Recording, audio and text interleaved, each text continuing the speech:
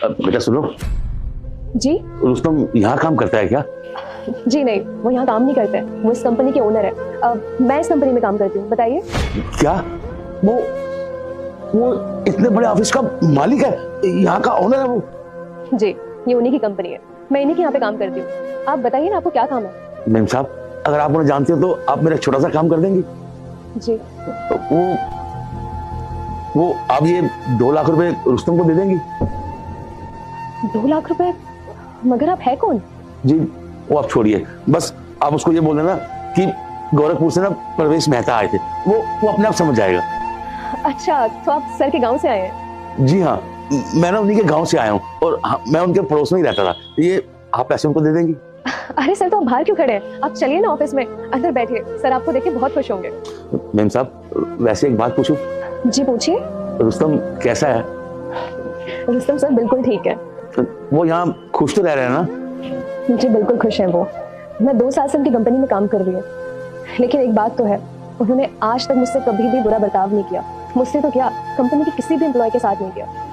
हम लोग उन्हें आपके जितना तो नहीं जानते, लेकिन इतना पता है कि वो दिल के बहुत अच्छे इंसान है। लेकिन हाँ, आज उन्होंने इतनी बड़ी कंपनी तो खड़ी कर ली, सारे ऐश्वर्य उनके पास है, लेकिन उनका परिवार उनके साथ नहीं है। अगर उनका परिवार उनके साथ होता तो आज उनकी खुशी दुगनी होती। मैम साहब, क्या उन्होंने कभी अपने परिवार के बारे में नहीं बताया कि उनके परिवार में कौन कौन है और वो उनके साथ क्यों नहीं रहता? उनका परिवार उनके साथ क्यों नहीं रहता, इस बात का तो मुझे नहीं पता, क्योंकि उन्होंने कभी जिक्र नहीं किया। मैम साहब, उसे अपने परिवार की याद तो आती होगी ना? बहुत मिस करते हैं वो अपने परिवार को। वो क्या ना कि मैं उसके पापा नहीं, मैं उसके पापा का दोस्त हूँ, मैं उनके पड़ोस में रहता हूँ ना, तो उसके पापा ने बोला था कि तुम शहर जा रहे हो तो जाकर एक बार मेरे बेटे रुस्तम से भी मिलाना। ठीक है, अब मैं गांव जाऊंगा ना तो जाकर उसके पापा को बताऊंगा कि उनका बेटा शहर में आकर ना बहुत बड़ा आदमी बन गया, उसने बहुत बड़ी कंपनी खोली अपनी। तो वो फूले नहीं समाए।